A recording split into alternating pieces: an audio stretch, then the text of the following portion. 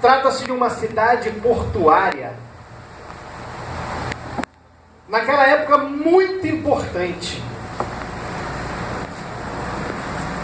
Era uma cidade, além de importante, de uma idolatria sem igual, sem tamanho. Em Éfeso estava situado um templo da deusa Diana. Esse templo depois foi considerado uma das 7 maravilhas do mundo antigo, devido à sua beleza estrutural, devido à sua majestade que visualizava os olhos. Mas na realidade aquele templo, ele agregava uma seita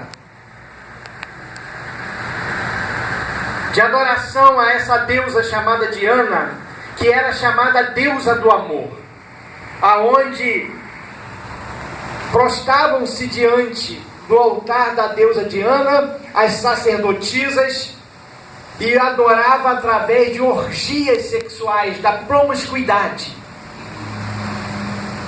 Assim era a devassidão, em que infelizmente não estamos tão longe, porque na atualidade vemos um evento chamado Carnaval, que não é nada diferente, apenas trata-se de um templo muito maior que contempla principalmente o nosso país de ponta a ponta.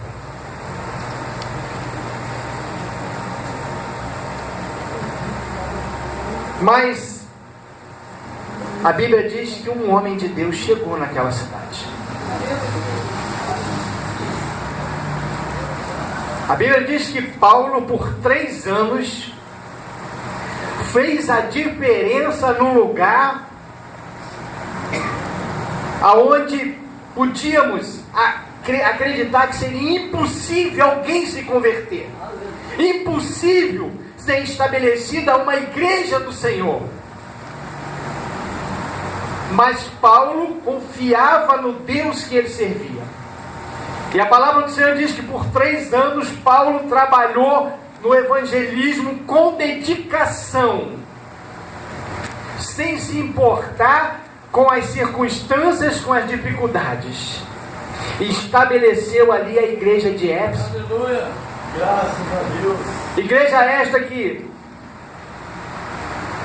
estava neste momento liderada por Priscila e Áquila, mas que também teve uma importância participação de Apolo. Igreja essa, irmãos, que ela cresce e se torna notória, ela cresce e se torna importante no processo de evangelização daquele mundo existente naquela época. Igreja esta que através dos seus obreiros, da sua influência, do seu trabalho, da sua dedicação, nós vamos ver lá no livro de Apocalipse que nasce a igreja de Esmirna, de Pérgamo, de Tiatira, de Sardo, de Filadélfia e de Laodiceia. Era uma igreja evangelística. E agora a igreja de Éfeso, diz o contexto desta palavra, que está sob a liderança de Priscila e Áquila. Porque Paulo não podia parar. Paulo viu o evangelho do Senhor Jesus Cristo como a necessidade com que nós, igreja do Senhor, precisamos ver na atualidade. Quebrarmos todas as barreiras denominacionais para que o evangelho do Senhor avance e a cada dia mais e mais vidas se rendam ao Senhor. Quando eu estava chegando aqui, o pastor estava orando. E o pastor na oração falava com o Senhor: Senhor, dá-nos este bairro, dá-nos este povo. Não precisa que todos venham para cá, não. Era essa a oração do pastor Rogério. Não precisa que todos venham para cá, mas que cada um tenha oportunidade de ouvir o Evangelho do Senhor Jesus Cristo e estar numa igreja próxima à sua casa, aonde as pessoas, os irmãos te sirvam em espírito e verdade, e ali haja salvação. Visão de reino, visão de salvação, preocupação de que realmente vidas sejam salvas no Senhor Jesus. Tenha um real e verdadeiro encontro. Paulo não parava. Aleluia, glória a Deus. Paulo, a gente vai ver na palavra do Senhor, que Paulo planta a igreja de Éfeso ali, e Paulo ruma, depois desses 3 anos, já deixando os obreiros, já deixando a igreja crescendo, a membresia, o trabalho andando. Paulo visiona lá: eu preciso passar em Roma, tem algo a fazer lá. E Paulo pensava já no ano 57 depois de Cristo. E Paulo ruma para Roma, mas já pensando na Espanha, pensando na expansão. Paulo queria plantar igrejas, queria ver a obra crescer. Paulo não estava preocupado em ser isso, aquilo, com status, com posição. Paulo queria ver as vidas se converterem. E no ano 57, Paulo passa por Roma, com pretensões de lá seguir para a Espanha, para plantar igrejas, para estabelecer um trabalho, para expandir a obra do Senhor. Mas a palavra do Senhor diz que os nossos pensamentos não são como os pensamentos, os nossos caminhos não são como os caminhos. E nessa passagem lida nesta noite, aos Efésios, capítulo 3, do verso 14 em diante, nós estamos entre os anos 60 e 63 depois de Cristo. E a Bíblia diz que Paulo está em Roma. Paulo não consegue seguir caminho para a Espanha, porque Paulo é preso. Paulo escreve esta carta aos Éfesos, preso das prisões. Paulo podia estar lá, irmãozinho, se achando coitadinho, ai de mim, pobre de mim. Paulo podia estar lá: eu queria tanto, Senhor, continuar plantando igreja, mas estou aqui preso. Mas não. Paulo estava preso. Roma parou Paulo. Que Roma é essa?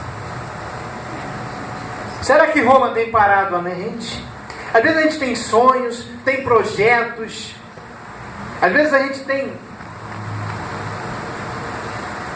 desejo de fazer tanta coisa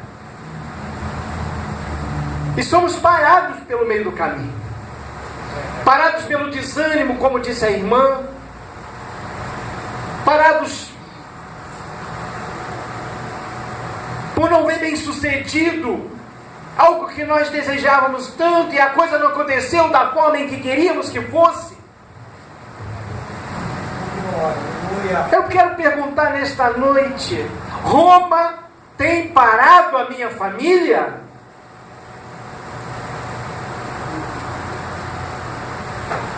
A Roma do desânimo, a Roma do cansaço, a Roma da fadiga, a Roma da perseguição, a Roma da fofoca, a Roma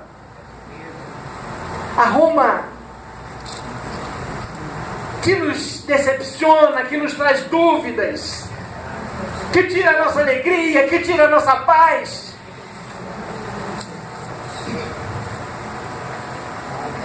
A Roma que entra dentro do seio da nossa família e começa a minar as nossas esperanças, levando discussões fúteis, discussões pequenas que vão crescendo e crescendo e afastando o esposo da esposa, pais dos filhos, filhos dos pais, e vão nos distanciando.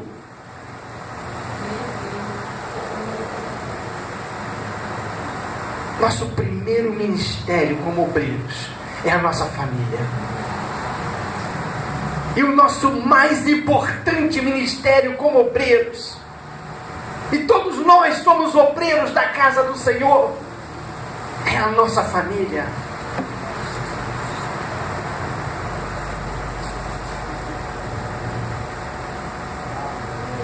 E às vezes estamos permitindo que Roma nos pare.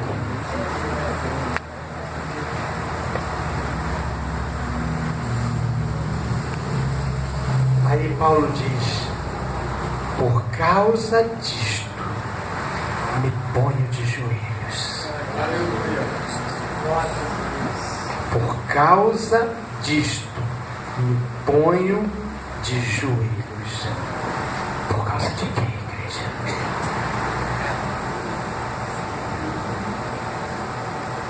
Se os meus filhos estiverem desviados, eu vou entrar em desespero.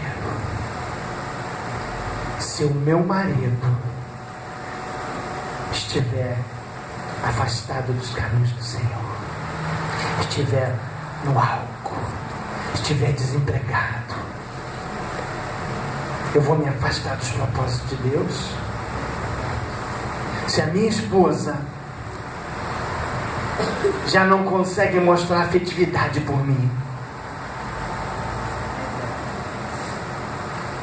se não tem emprego, se está faltando farinha na panela, se a minha despensa está vazia,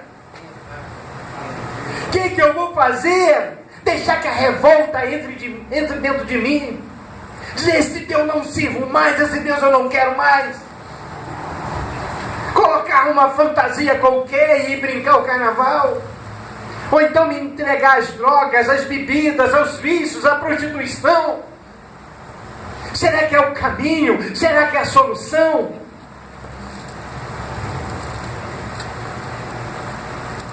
Apóstolo Paulo dá o remédio nesta noite. Por esta causa, eu, teu servo, meu Senhor, tua igreja, meu Senhor, me ponho de joelhos. E sabe para que eu me ponho de joelho? Porque a tua palavra diz que o nosso Deus, Ele é o Deus do impossível. E ainda que aos meus olhos esta causa não tenha jeito, e ainda que aos meus olhos eu já não consiga ver o milagre, já não consiga ver a solução, o meu Deus, o Deus desta igreja, é o Deus que me trará a vitória. Esse é o Deus que nós servimos. Por esta causa eu me ponho de joelhos. Sabe por quê? Que eu sou a igreja do Senhor. Você é a igreja do Senhor. A Bíblia diz que você é templo de quê? Do Espírito Santo.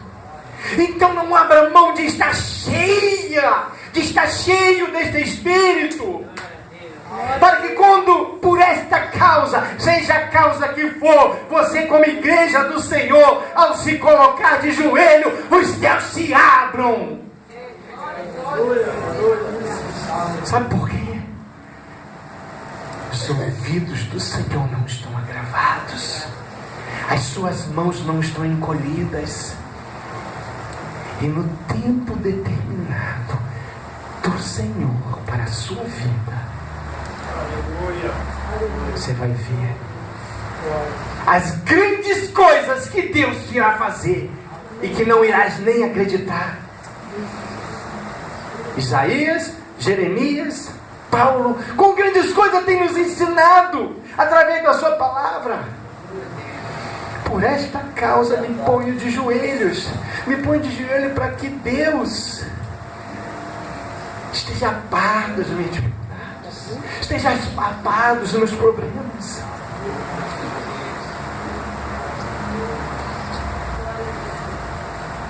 Por esta causa me ponho de joelho. Diante de quem? Diante de quem? O apóstolo Paulo recomenda à igreja de Éfeso se colocar de joelho. O apóstolo Paulo recomenda que nós nos coloquemos de joelho diante dos nossos problemas. Será?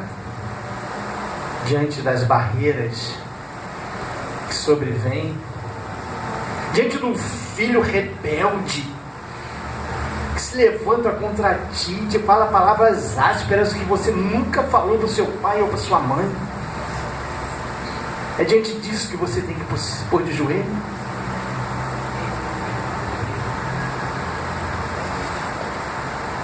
Diante da porta de emprego que não se abre, que nós levantamos de manhã, que nós pedimos, parece que há uma barreira entre nós e Deus, uma laje. É diante disso que vamos nos colocar de joelho? Diante da coisa que não acontece segundo a nossa visão humana. E nós, como imediatistas, queremos ver diante dos nossos olhos na hora em que precisamos e na hora em que queremos, porque achamos que a solução é essa. Diante de quê? Diante de quem? O apóstolo Paulo diz: não ministério, não irmãs, não CIB, não igreja. Ô igreja de Éfeso, igreja de Getsemane aqui, não é isso? Ó igreja de Getsemane. Não é isso.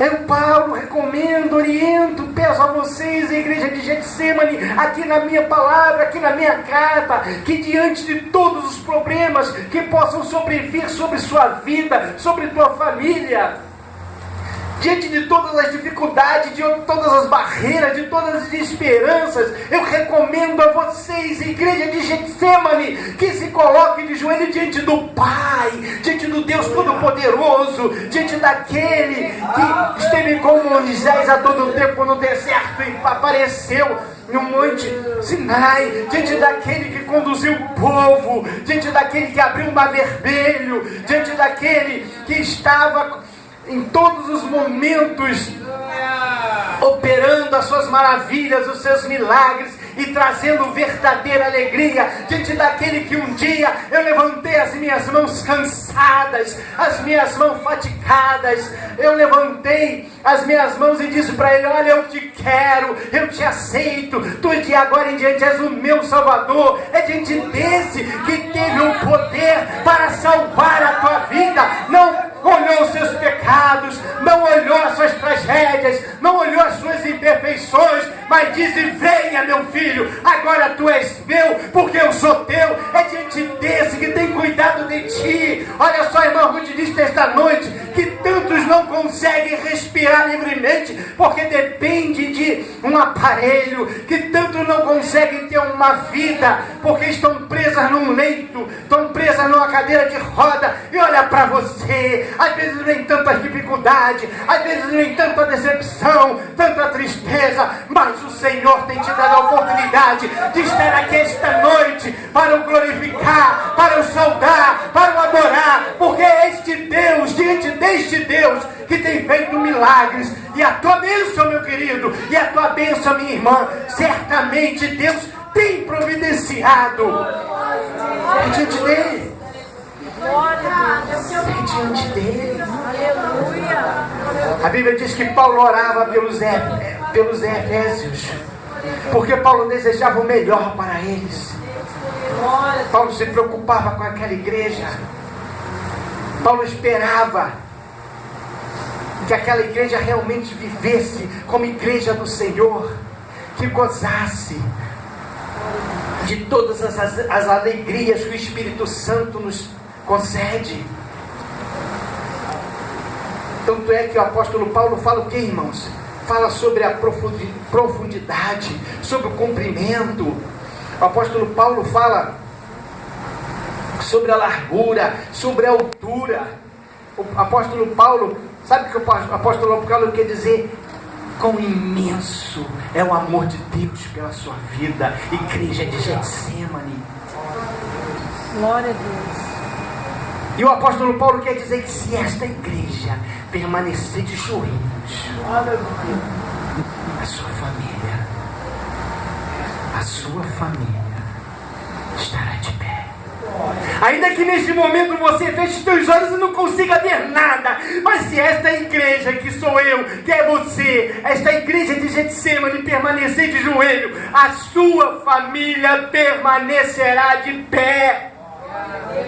Ainda que hoje você olhe para o teu filho e não consiga acreditar, que você olhe para o teu esposo e não consiga crer, e não consiga ter esperança, que você olhe para as circunstâncias da sua vida e se ache incapaz. Mas se permanecer de pé, se estiver de joelho, a sua família permanecerá de pé. Sabe por quê, irmãos? Paulo desejava o melhor para eles, para a igreja de Éfeso. Poder, habitação espiritual, amor. Como eu disse, em largura, comprimento, altura, profundidade. Igreja de joelhos. Igreja de joelhos sou eu, pai, mãe, filho, pastor, obreiro. Igreja de joelhos. Igreja de joelhos, família de pé. Atos dos Apóstolos, capítulo 12. A palavra do Senhor nos diz que o rei Herodes, ele resolve perseguir alguns irmãos da igreja. E ele manda matar Tiago. Não é isso? Tiago, irmão de João. É isso, irmãos? Me lembra aí. Ele manda matar Tiago. E ele observa que aquela atitude dele agradava os judeus, porque havia uma grande perseguição. A igreja estava crescendo, a família de Deus estava se ampliando, o reino estava prevalecendo. E você acha que às vezes você é tão perseguido e você fica triste, preocupado? Dê glória a Deus, meu querido, minha querida. Sabe por quê? Só tacam pedras em árvores que levam os frutos. Se não estiver acontecendo nada na sua vida, se preocupe muito.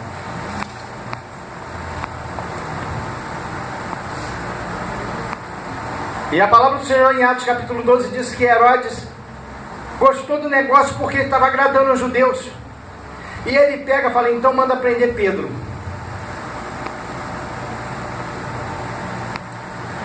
Pedro é preso, encarcerado.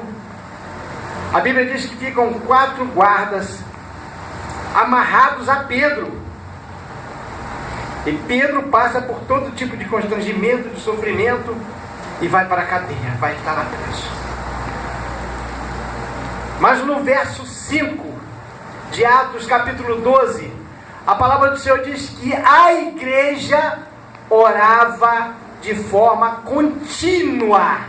A igreja estava em oração por Pedro. A igreja estava em oração pela família. A igreja estava em oração pelo evangelho. A igreja não se conformava em ver Pedro preso. A igreja queria e acreditava que o dono da igreja era maior que todas as perseguições, que o dono da igreja, e o dono é o mesmo, hein? Ou o dono daquela igreja não é o mesmo que é o dono dessa?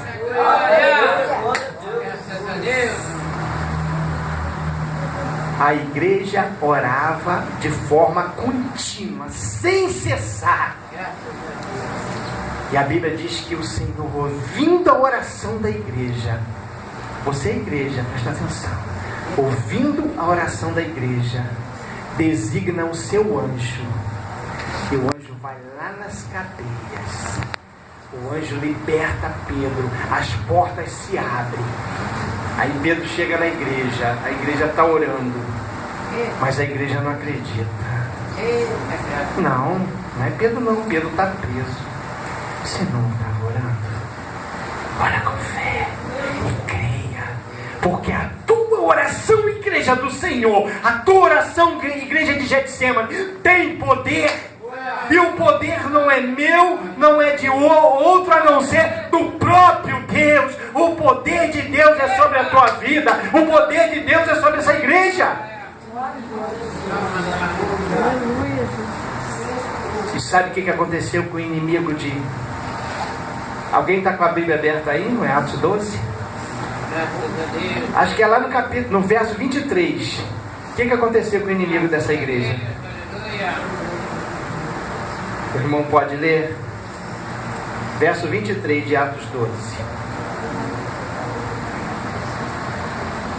Diz assim: e no mesmo instante feriu o anjo do Senhor, porque não deu glória a Deus, e comido de bichos expirou.